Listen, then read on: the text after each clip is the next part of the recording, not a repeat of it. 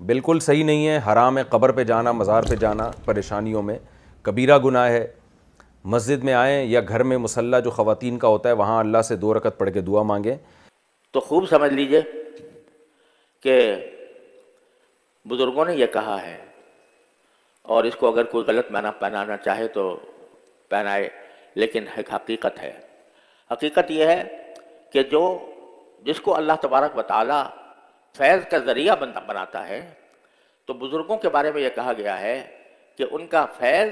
ان کی وفات کے بعد بڑھ جاتا ہے۔ ان بزرگوں کا فیض مرنے کے بعد، موت کے بعد بڑھ جاتا ہے۔ انبیاء کرام علیہم الصلوات و تسلیمات اور اولیاء اعظام رحمہم اللہ کی زندگی میں اور ان کی وفات کے بعد ان سے فیض و برکت حاصل کرنا، ان کے تبرکات سے برکت لینا، اہل سنت و جماعت کا عقیدہ بحمد تعالیٰ یہ شروع سے چلا آ رہا ہے، جبکہ اہل سنت کے مخالفین نجدیوں کی طرف سے تو یہ بالکل اس کو کلیتاً اس کا انکار کیا جاتا ہے۔ نہ صرف انکار کیا جاتا ہے بلکہ اس کے اوپر کفر و شرک کے فتوے لگائے جاتے ہیں کہ یہ اولیاء اور انبیاء سے تبرکات کے اور ان سے فیض و برکت کے قائل ہیں، یہ تو ان کی عبادت ہے اور یہ شرک ہے اور یہ کفر ہے، اس طرح کے فتوے داغے جاتے ہیں۔ اور دیوبندی علماء کی طرف سے ایک طرف تو ان کے سٹیجوں کے اوپر ان کی تقریروں کے دوران یہ کہا جاتا ہے کہ یہ مزارات پہ جاتے ہیں، اور طارق مسعود صاحب جو دیوبندی عالم ہیں انہوں نے باقاعدہ بیان دیا کہ یہ مشکل کے وقت قبر پہ جانا اور مزار پہ جانا یہ حرام ہے بلکہ کبیرہ گناہ ہے۔ اور دوسری طرف مفتی تقی عثمانی صاحب دیوبندیوں کے بڑے عالم ہیں، وہ بیان یہ دے رہے ہیں کہ جو اکابرین ہیں ان کے فوت ہونے کے بعد بھی ان کا فیض جاری رہتا ہے۔ اب یہ شاید ان کے اپنوں کے لیے ہو، جب ہماری بات آتی ہے اور اہل سنت و جماعت کے معمولات کی بات آتی ہے اور مزارات اولیاء اللہ کی بات آتی ہے تو کس قدر سخت فتوے اہل سنت و جماعت کے عوام پہ اور علماء پہ داغے جاتے ہیں، وہ ساری چیزیں لوگوں کے سامنے موجود ہیں۔ تو اس سلسلے میں اہل سنت و جماعت کا جو عقیدہ اور نظریہ ہے بحمد تعالیٰ، صحابہ کرام رضی اللہ تعالیٰ عنہ سے لے کر اولیاء اللہ، امت کے ائمہ، محدثین اور امت کے جو فقہاء ہیں، اولیاء ہیں، ان کی تصریحات اور ان کے معمولات سے بحمد تعالیٰ یہ چیزیں ساری ثابت ہیں۔ اگر ہم فیض و برکت کے عقیدے کو قرآن مجید سے تفصیل کے ساتھ اور احادیث سے مبارکہ سے تفصیل کے ساتھ بیان کریں تو یہ ایک بہت لمبا موضوع ہے، 2.5-3 گھنٹے بھی اس کے لیے ناکافی ہوں گے اگر ہم اس پر تفصیل کے ساتھ بات کریں۔ تو سر-دست صرف خلاصہ یہ ہے کہ قرآن مجید میں اللہ تبارک و تعالیٰ نے برکت کا ذکر جہاں کیا ہے، اوقات میں برکت کا ذکر بھی کیا کہ کچھ اوقات بھی ایسے ہیں جن میں برکت ہے، کچھ زمانے ایسے ہیں جن میں برکت ہے، کچھ جگہیں ایسی ہیں جن میں اللہ رب العزت نے خیر و برکت رکھی ہے، اور کچھ اشخاص ایسے ہیں جن میں اللہ رب العزت نے خیر و برکت رکھی ہے۔ اب یہ جو خیر و برکت اللہ رب العزت نے ان مقرب اور محبوب بندوں میں، جگہوں میں، مکانات میں اور زمانوں میں رکھی ہے، یہ برکت اللہ رب العزت کی طرف سے ہے۔ مسبب الاسباب، مؤثر حقیقی اللہ رب العزت کی ذات ہے، یہ چیزیں بالکل طے شدہ ہیں۔ ان چیزوں میں برکت اللہ کی طرف سے ہے۔ ہر چیز میں جو بھی تاثیر ہے، جو بھی فائدہ ہے، جو بھی خیر ہے، وہ اللہ رب العزت کی طرف سے ہے۔ دیکھیے اگر شہد میں شفا دینے کی تاثیر ہے تو از خود نہیں، بلکہ شہد میں شفا کی تاثیر اللہ رب العزت نے رکھی ہے۔ زہر میں ہلاک کر دینے کا اثر ہے تو وہ اللہ رب العزت نے رکھا ہے۔ آگ میں جلانے کا اثر ہے تو وہ اللہ رب العزت جل شانہ نے اس میں یہ تاثیر رکھی ہے۔ تو اللہ تبارک و تعالیٰ جل شانہ ہی ہے جو مؤثر حقیقی ہے، جس کی طرف سے یہ تاثیر ہے۔ اسی طرح اللہ تبارک و تعالیٰ جل شانہ نے کچھ چیزوں میں، کچھ اشیاء میں، کچھ زمانوں اور اوقات میں برکات رکھی ہیں۔ انبیاء کرام علیہم الصلوات و تسلیمات کے کپڑے، ان کا لباس، ان کے تبرکات سے برکت قرآن مجید میں، احادیث میں اس کا ثبوت موجود ہے۔ اور یہ بات بھی یاد رکھیں کہ جب ہم ان چیزوں کو ثابت کریں گے تو سب سے پہلے ثبوت نبی کریم علیہ الصلوۃ والسلام کی سنت سے ہم پیش کریں گے۔ صحابہ کرام رضی اللہ تعالی عنہم کا یہ فیض و برکت کا نظریہ اور عقیدہ اس کو ڈسکس کریں گے۔ تو صحابہ کرام رضی اللہ تعالی عنہم نبی پاک صلی اللہ تعالی علیہ وآلہ وسلم کے تبرکات سے برکت لیتے تھے، حضور علیہ الصلوۃ والسلام کے کپڑوں سے برکت لیتے تھے، آپ علیہ الصلوۃ والسلام کے بالوں سے، منہ مبارک سے برکت لیتے تھے۔ آپ علیہ الصلوۃ والسلام کے ساتھ جن جگہوں جن چیزوں کی نسبت ہوتی تھی صحابہ کرام علیہ مردوان ان چیزوں کو خیر و برکت کا سبب اور باعث جانتے تھے۔ اب اس کے مقابلے میں مخالفین کی طرف سے اپنی طرف سے کچھ قیودات و شرائط لگا دی جاتی ہیں، اور وہ کہتے ہیں کہ یہ نبی علیہ الصلوۃ والسلام کے ساتھ خاص ہے اور نبی علیہ الصلوۃ والسلام کی ظاہری زندگی کے ساتھ خاص ہے، بعد میں نہیں ہو سکتا، اور نبی علیہ الصلوۃ والسلام کے علاوہ بھی کسی کے ساتھ یہ معاملہ نہیں ہو سکتا۔ سوال یہ پیدا ہوتا ہے یہ جو تم تخصیص کر رہے ہو اس تخصیص کی دلیل تمہارے پاس کیا ہے؟ کیونکہ تخصیص کے لیے دلیل کی ضرورت ہوتی ہے۔ جب ہم نے کسی مسئلے کا استنباط و استدلال کرنا ہے تو ہم نے سنت سے لینا، ہر مسئلے کو سنت سے ہی استدلال کرنا ہے۔ اگر کوئی بندہ یہ کہے کہ نہیں اس سنت سے استدلال نہیں ہو سکتا،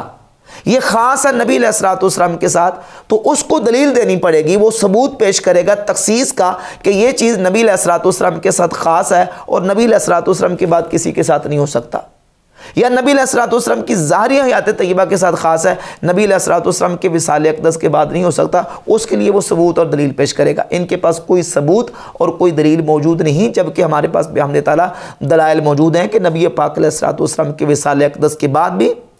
پھر نبی علیہ الصلوۃ والسلام کے بعد امت کے جو اولیاء اللہ ہیں، صالحین ہیں، اسلاف امت ہیں، انہوں نے بڑے بڑے جو اکابرین ہیں ان سے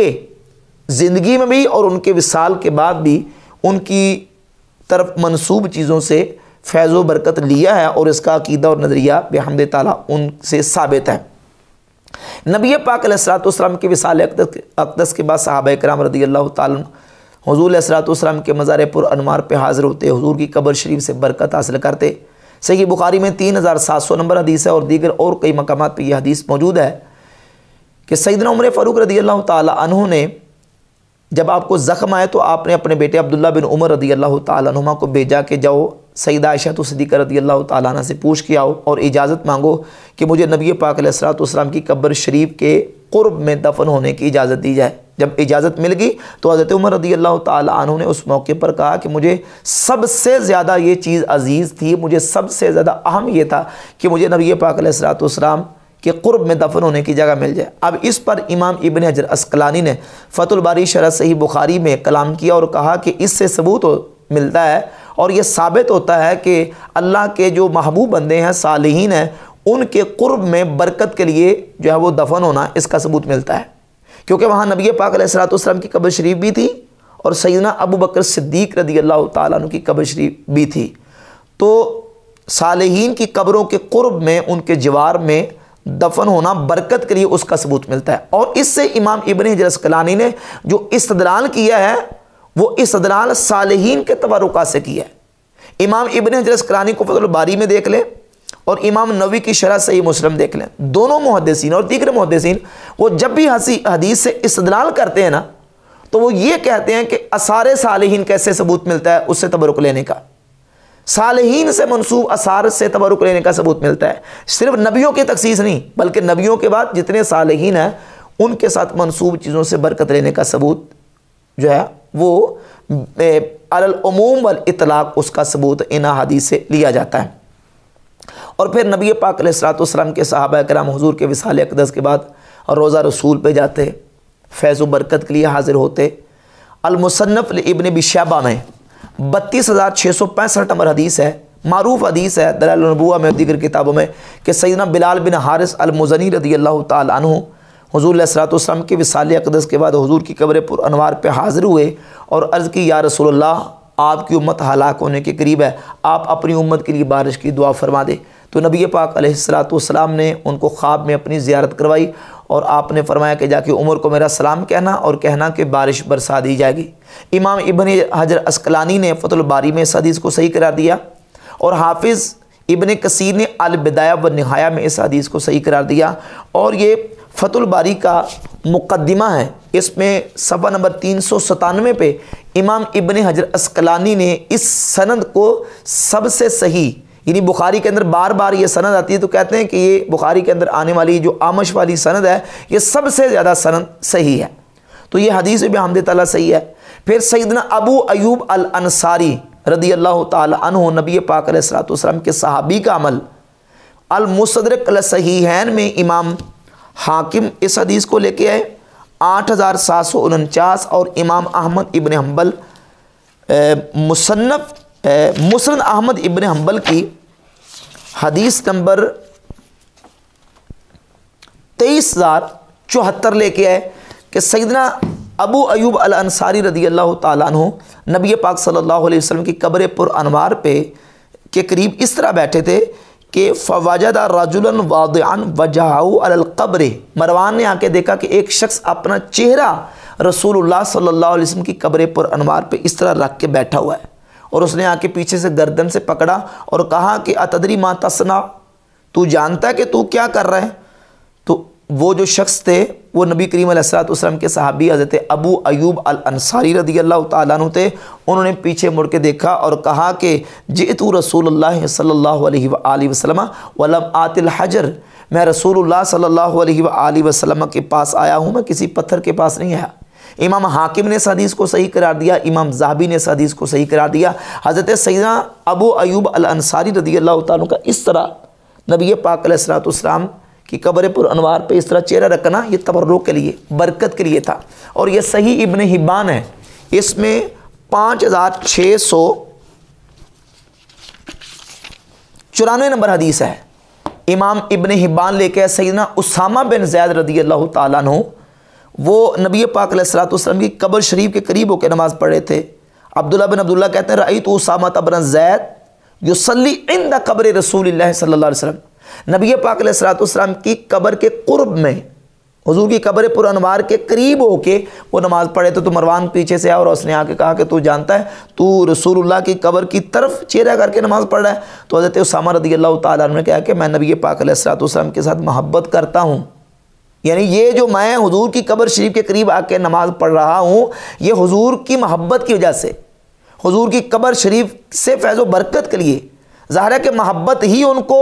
جو لے کے آئی تھی کہ سرکار کی قبر شریف کے قرب و جوار میں آ کے نماز پڑھیں، اور اس سے بھی تبرک اور برکت کا نظریہ بحمد تعالیٰ صحابہ کرام علیہ مردوان کا ثابت ہوتا ہے۔ اس کے علاوہ صحابہ کرام کے دیگر معمولات بحمد تعالیٰ اس کا ثبوت جو ہے نا وہ کتب احادیث پہ موجود ہے۔ اب یہ امام حاکم سیدنا ابو ایوب الانصاری رضی اللہ تعالیٰ عنہ سے روایت لے کے، اور خود سیدنا ابو ایوب الانصاری رضی اللہ تعالیٰ عنہ کی اپنی قبر کی برکات کیا ہیں۔ امام حاکم مستدرک میں 6027 نمبر یہ اس میں اس کا جو رقم ہے وہ لے کے آئے ہیں،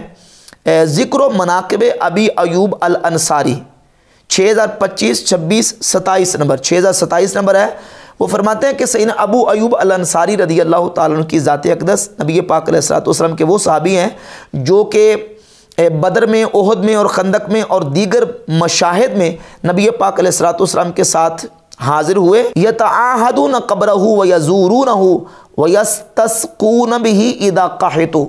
سیدنا ابو ایوب الانصاری رضی اللہ تعالیٰ عنہ کی قبر جو ہے وہ قسطنطنیہ میں موجود ہے، اور لوگ وہاں بالالتزام ان کی قبر شریف کی زیارت کرتے ہیں، وَيَسْتَسْقُونَ بِهِ اِذَا قَحِطُوا، جب وہاں قحط پڑ جاتا ہے تو لوگ ان کی بارگاہ میں آتے ہیں اور ان کے مزار پر انوار کے قریب آ کے اللہ رب العزت کی بارگاہ میں دعا کرتے ہیں۔ جب قحط پڑ جائے تو لوگ وہاں آ کے بارش کی دعا کرتے ہیں، ان کی فیض و برکت قبر سے لیتے ہیں اور ان کے توسل سے اللہ رب العزت کی بارگاہ میں دعا کرتے ہیں۔ امام ابن حبان بہت بڑے محدث اور بہت بڑے امام ابو حاتم محمد بن حبان المتوفا 354 ہجری اپنی کتاب الثقات کی ان کی کتاب ہے، جلد نمبر 5 صفحہ نمبر 325 پہ خود اپنا عمل اپنی کتاب کے اندر ذکر کرتے ہیں۔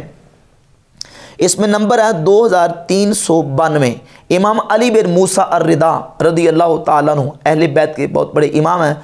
امام ابن حبان کہتے ہیں کہ میں نے ان کی قبر شریف کی کئی مرتبہ زیارت کی، قد زرتہ مرارا کثیرا،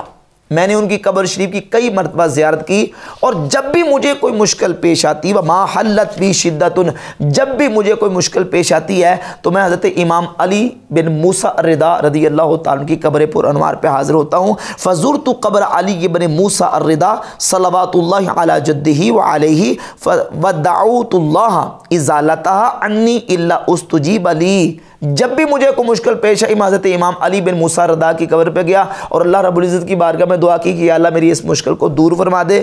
الا استجیب لی، فرماتے ہیں کہ میری دعا کو قبول کر لیا گیا۔ وزالت عنی تلک شدہ، اور وہ مشکل اور مصیبت مجھ سے دور ہو گئی۔ وہذا شیء جربتہ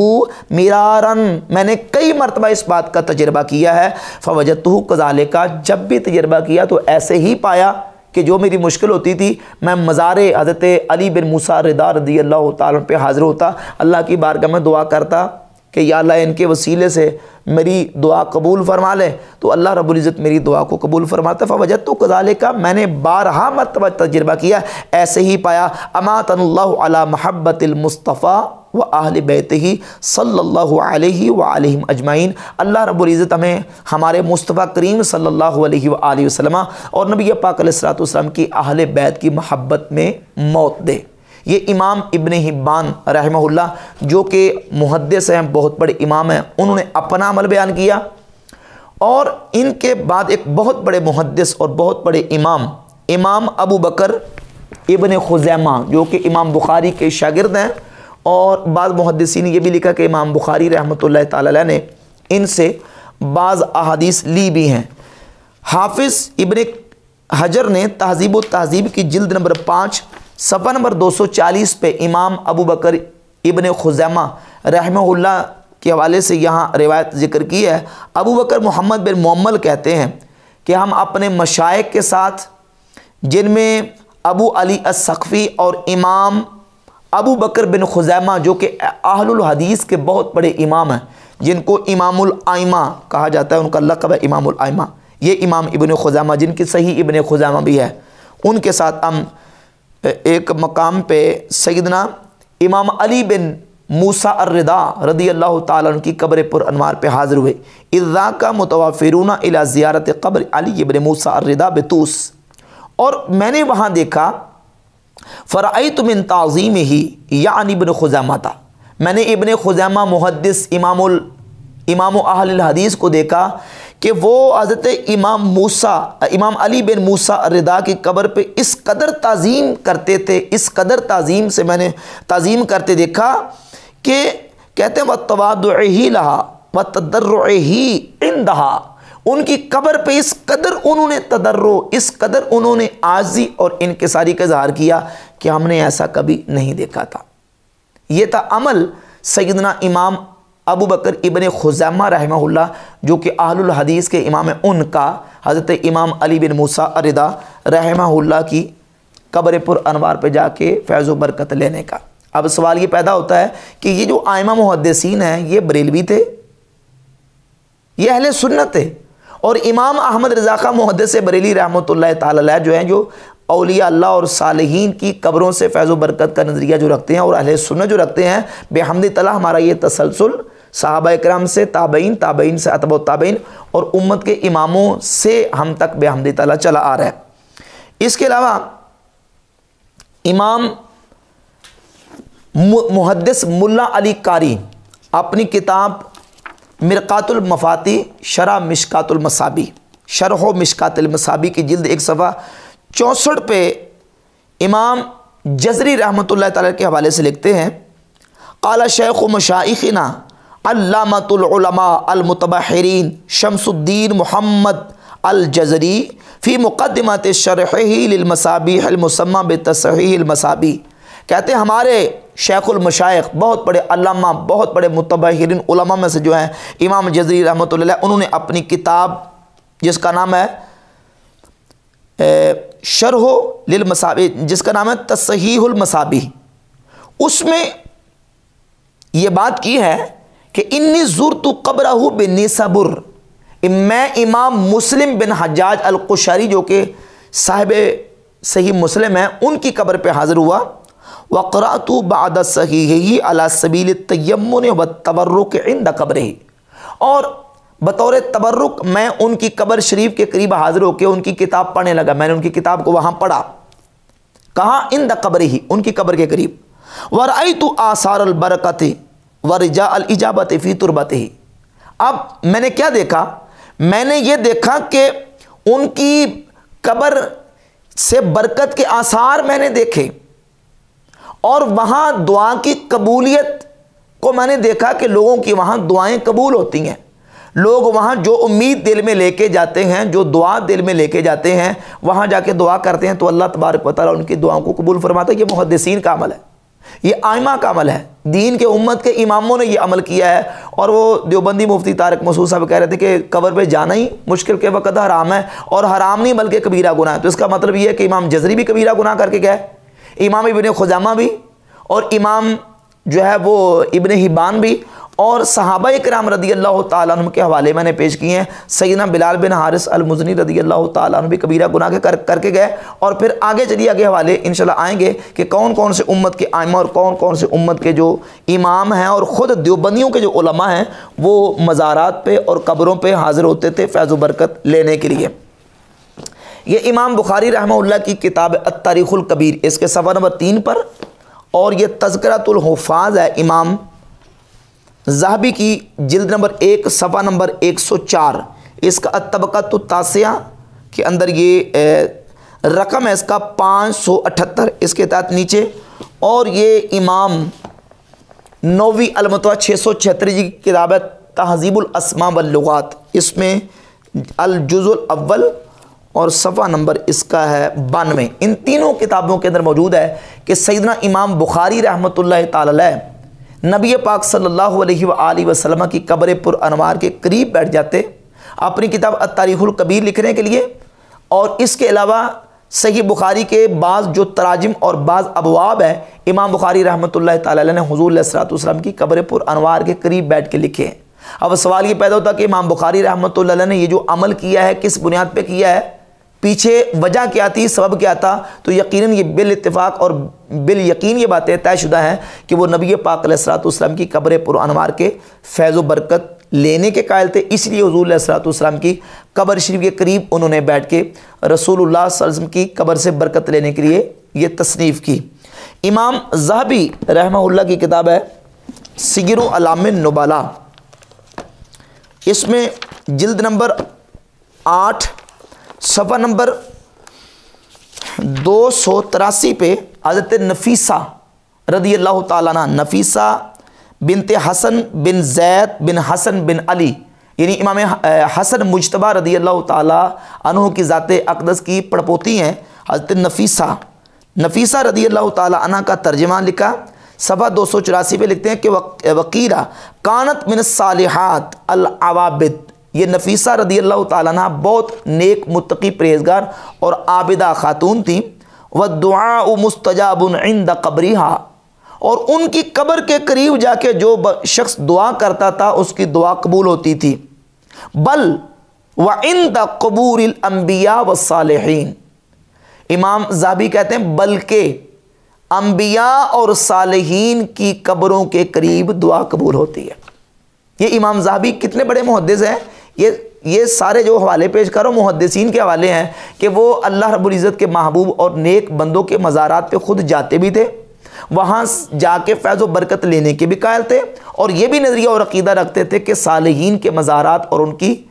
قبروں سے فیض و برکت ہی ملتا ہے، اور ان کے قریب جا کے دعا کریں تو اللہ تبارک و تعالیٰ دعاؤں کو قبول فرماتا ہے. یہ امام ابن الجوزی کی کتاب صفۃ الصفوہ، صفۃ الصفوہ میں امام ابن الجوزی جو میرے پاس نسخہ ہے دارالکتاب العربی کا، صفحہ 425 پہ سیدنا معروف بن فیرزان الکرخی رحمہ اللہ، جو کہ شیخ الصوفیہ ہیں، بہت بڑے ولی اللہ ہیں، حضرت معروف کرخی رحمۃ اللہ علیہ، ان کا ترجمہ لکھا ہے. صفحہ 425 پہ لکھتے ہیں کہ قبر معروف التریاق المجرب، امام معروف کرخی رحمۃ اللہ کی جو قبر پر انوار ہے وہ تریاق ہے. مصیبت مشکل آ جائے تو وہاں لوگ جاتے ہیں اور مصیبتیں حل ہو جاتی ہیں، مشکلیں حل ہو جاتی ہیں، اور کہتے ہیں المجرب، یہ مجرب عمل ہے، تجربہ شدہ عمل ہے کہ لوگ وہاں جا کے جب اللہ رب العزت کی بارگاہ میں دعا کرتے ہیں تو اللہ تبارک و تعالیٰ ان کی قبر کے قریب کی ہوئی دعا کو اپنی بارگاہ میں قبول فرما لیتا ہے۔ اور آخر میں آپ کے سامنے اسی دیوبندی مفتی صاحب کو ان کے گھر کا ایک حوالہ پیش کر دیتا ہوں، اور وہ حوالہ ہے دیوبندیوں کے حکیم الاسلام قاری طیب کی کتاب عالم برزخ، اور اس کے علاوہ یہ ایک اور کتاب ہے سفر نامہ لاہور و لکھنؤ۔ اشرف علی تھانوی دیوبندی حکیم الامت، ان کی جو سفر کے حالات ہیں اس میں لکھے ہیں صفحہ نمبر 72 کے اوپر اور 73 کے اوپر، اور یہ عالم برزخ کا صفحہ نمبر 24 ہے۔ جب اشرف علی تھانوی صاحب لاہور آئے تو حضرت سیدنا داتا گنج بخش علی جویری رحمۃ اللہ کے مزار پر انوار پہ پہنچے۔ کیا دیکھا؟ اب یہ لکھا قاری طیب نے کہ انہوں نے کہا کہ داتا گنج بخش کے مزار سے لوٹتے ہوئے فرمایا